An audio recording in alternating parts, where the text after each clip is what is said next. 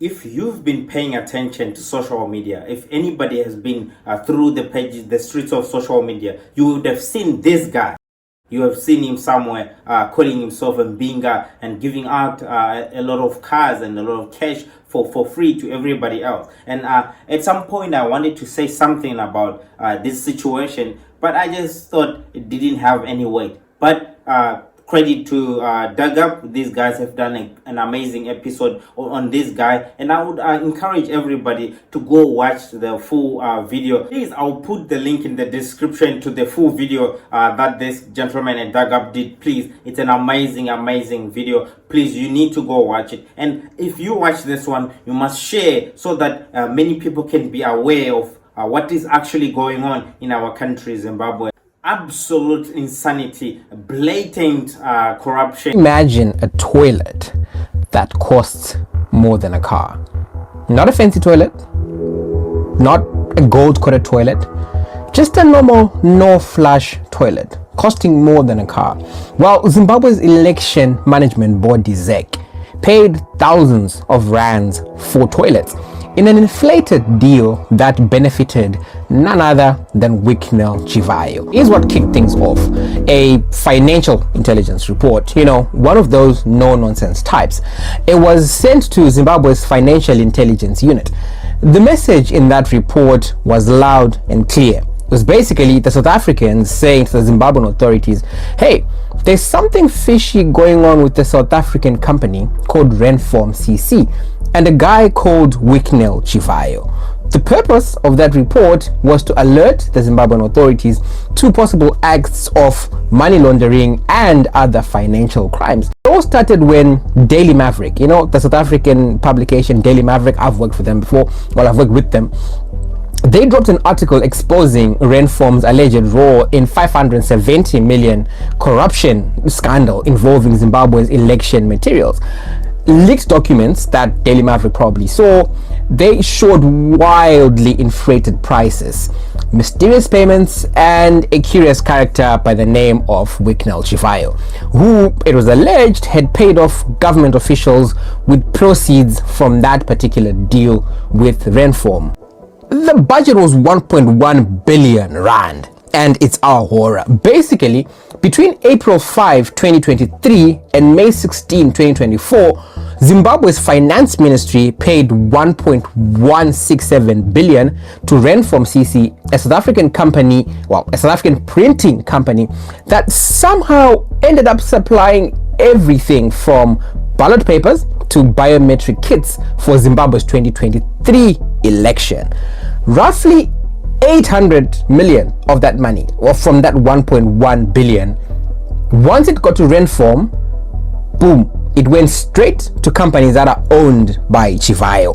We're talking of Intratech Holdings, we're talking of Dolintel Trading Enterprise. That's right. Basically, Renform gets this 1.1 billion from the Zimbabwean government, and in no time it's zipping out of the back door straight to Wicknell Chivayo linked businesses. Imagine a bank account that's basically a trampoline for millions and millions of rands. That's precisely how this happened. Now you might ask yourself, how did Renform even get that gig? How is Zimbabwe paying Renform that much amount of money? Well, in simple terms, ZEC, the Zimbabwe Electoral Commission, they handpicked Renform. There was no tender, there was no competition, no problem, straight up 1.1 billion for you, sort out our elections. And we didn't know about all of this actually until Chivayo fell out with his business partners, Mike Chimombe and Moses Mpofu, over how to split the commission. Yep, commission. Not a payment for services, commission. Their private squabble spilled into the public when leaked WhatsApp messages and voice notes between Mpofu and Chivayo and Mike Chimombe, when they made it into the public domain, suggesting that Chivayo had paid top officials to secure that particular contract. And now let's talk prices, because this is where the absurdity hits peak levels. Renform charged 23 million rand for a central server. You can get the same server online for around maybe 90,000 rands in today's money. Renpark also supplied 2,000 non-flushing toilets. These toilets were priced at 68,700 rand each. The going retail price for these toilets is about 10,000 rand. And the biometric voter registration kits, they were originally quoted for 5,000 US dollars per unit. But for some reason, by the time that the invoice was paid by the Minister of Finance, they had ballooned to $16,000 each. For reference, similar BVR kits, they cost 3,600. We know this because the UNDP bought them for Honduras round about the same time or close to that. So where did all these extra cash go to from 5,000 to 16,000? Well, you probably guessed right. It went to commissions. And of course, if you're asking yourself what happened once the money hit Chivayo's pockets, well, it didn't sit there. One company, Asibambeki Platinum Group, received a whopping 351 million. It's listed under its sole director, Emmanuel Musanyenda. Now, all this rapid movement of funds, it triggered red flags at multiple banks. One, Standard Bank, with an account number ending in 094, it was flagged twice. Not once, twice. The particular account was opened in 2016 with income listed as salary/wage. Then come 2024, that account, almost dormant, starts suddenly receiving round numbered payments from Intratech and blasting out interbank transfers and card purchases like nobody's business. Now, South African financial authorities are no pushover, so they were quickly alerted by the banks, and the FIC noted that this sort of layering of funds, the rapid movement from one account to another, they thought that was a hallmark of money laundering. Notably, there was a Eden Breeze, another Chivayo-linked company, that got 156 million rand from the same ministry for technical services. And once it got that money, it sent big chunks of that cash to Wicknell Chivayo's businesses. Now, the FIC's findings, they were sent to the South African Police Service. That's what we are told, SAPS. We are also told that the Directorate for Priority Crime and Investigation, commonly known as the Hawks, I believe, they are also aware, and South Africa's Revenue Services, SARS. And guess what? Even Zimbabwe's Anti-Corruption Commission was alerted to these things that didn't make sense, this clear and blatant corruption. And in the past, ZAC promised to probe those election contracts, but as of now, to be honest, that probe by ZAC, it seems to be missing in action. After watching a video like this, I asked myself, really, there are two implications here. The first one is the person who's being involved in the election of a country actually brings the legitimacy of that election to question. The integrity of that whole election is now at question. You can clearly tell if someone who is in cahoots with the politician to steal money is also involved in supplying election material. You can clearly tell that that whole election was not legit. A lot of shenanigans happened to that election. And second of all, as I've been watching this guy, I say to myself, I ask myself this question: why does he have to do what he is doing,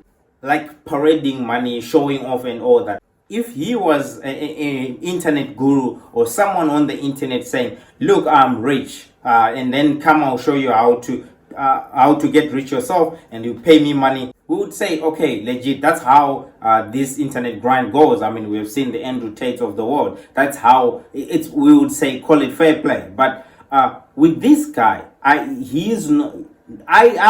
personally never knew what actually business he does to make his money. So he doesn't need the popularity that he brings to himself to actually make money. So, which means his money is made somewhere else. He doesn't need to do what he was doing, parading money and giving up and giving people money, cars, and showing off and the rest of it. It smells like the money that he is giving away is not his money. It's not hard-earned money. People who have actually made money, working hard, 1,000 on top of 1,000, million on top of a million, they do not act like that. Never, never, never, ever. It's usually people who win lotto and people who sell drugs and people who do some illegal stuff. They do not have the intellect. Their brain and personality did not grow to match the millionaire status that they have obtained, because they have obtained the money in some other means. So that is one thing. It clearly shows that his money does not come from legit ways of him working hard to make that money. And especially if you are making that money through illegal means, through stealing that money. If that money is stolen money, it just shows how stupid this guy is, because you cannot parade stolen money like that. It's just defy any logic, right? Because in as much as this is a true reflection of the complacency of the corruption that is in Zimbabwe with the leaders, and obviously he had the entitlement. He has this entitlement saying, oh, of course I'm stealing with the big fish in the country.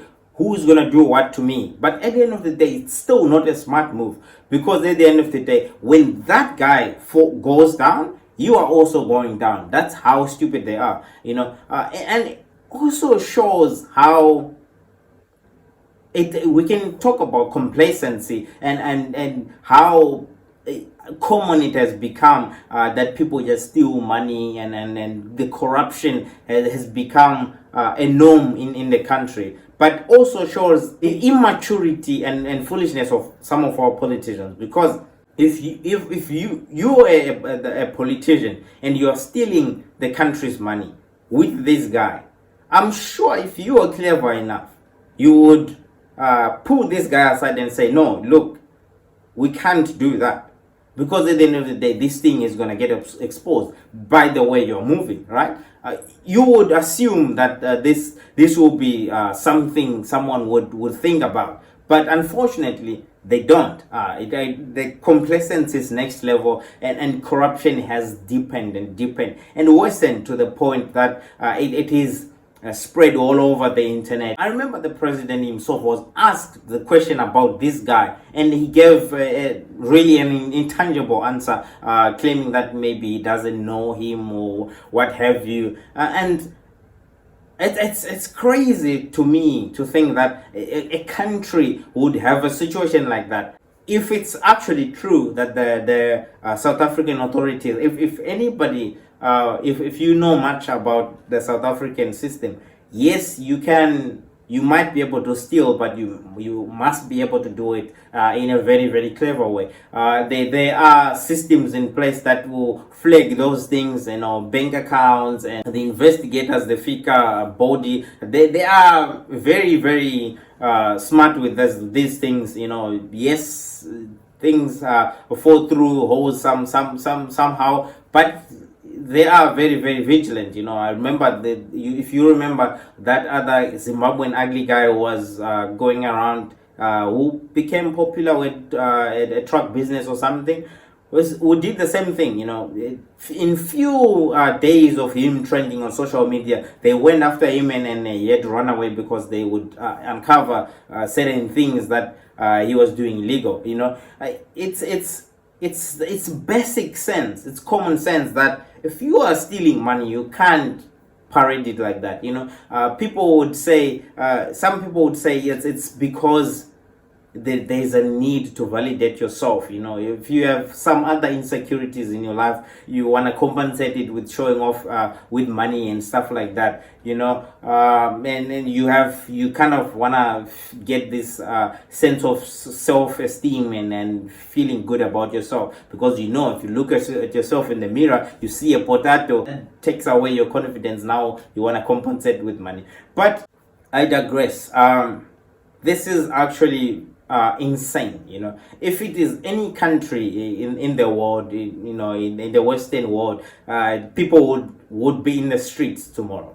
People will be protesting very, very intensely, because this is insane amount of money. Like 2/3 of the whole money which was dedicated to this election thing. 2/3 is reported stolen, right? And after all, the South African authorities notified the authorities in Zimbabwe that we see certain things happening here. Can you investigate? And guess what? They did nothing, showing that they're actually involved in it. And you know, the one person who is an idiot is that guy who takes up a weapon, takes up a button stick, and goes and beat a protester in the streets when people are protesting against economic mismanagement. They go and beat them up.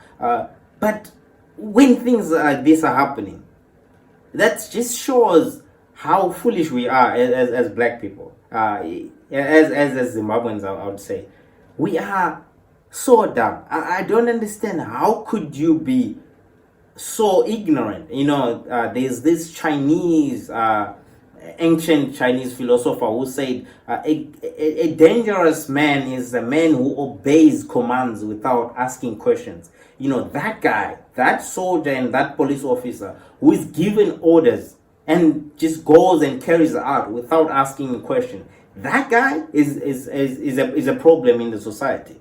Because how can you, as a conscious human being, when things are like this are happening and people are protesting against things like this, and you stand and start beating up people to defend those who are doing things like this, just shows that you are your brain doesn't really function. You know, you don't ask yourself questions. You don't ask the questions that you need to ask, like what is going on and why is this happening, you know, so that you can also understand. Because at the end of the day, you are not the guy who is benefiting from this. Your superior definitely is benefiting from this, is being given a cut, they benefit from the corruption happening. But you, my guy, they are actually eating your portion at your expense. That's what is happening at your expense. You are supposed to be having a functional economy. You're supposed to be paid better salaries, not pennies that you're getting. But you know where the rest of that money is going, that's supposed to come to you, is being stolen by these people, the very people that you are defending, because you're not thinking. It's like, really, why can't you ask yourself the question, where did you get the $50 that you're giving me today? It's definitely not coming from your pocket, right? Because you probably don't have like businesses. You're actually just taking the state money and bribing me with that state money to go and defend you, to do your will and your bidding. At the end of the day, it's like these people are stealing $200 from your salary every single month, by virtue of corruption, by virtue of taking the nation's resources, the gold, everything that is being stolen, and buying these Rolls Royces. It's a portion of your $200 perhaps a month that you're supposed to be paid to you, so that you can earn $200 more, and it's being stolen and going there. But because now we need you to stand for us, we'll give you $50 as a bribe. It's like, how does it make sense? You're stealing all this from me, and now you want to come in and bribe me with the $50? Because politicians don't really have power. It's an illusion that the politicians have power. Those old gentlemen, they can't even lift their finger. They can't even fight. They can't. They don't have power. Their power is given to them by you. Because it's given by the army, by the police, by the guy who we have said who obeys commands without asking questions. That guy is the one who gives them power. And if you start asking questions and you start thinking for yourself and stop giving them the power to abuse that very power against you, then they have no power. But the problem is, our citizens are so ignorant. We allow to be used. The citizens themselves, they have a lot of power, but we don't understand and we never exercise that power because we are also ignorant and complacent, and we are scared and all that. When things are like this are happening, it is scary to uncover something like this. It's mind-boggling to me to think that this is the situation that we have in Africa, really. Once again, please remember to subscribe to this video and share this video so that more people can see. That's the sole reason why I did this video, and I played some of the clips from the guy from Dagup. Please go watch the full video on Dagup, and this is an amazing presentation. The guy does his investigative journalism quite well. He's an amazing, and then I'm sure instead of fixing the situation or investigating the case that is being raised up, I'm sure they will put more effort to try and hunt that guy, most likely. But so that as a citizenry, we must wake up. We need to wake up. We need to wake up.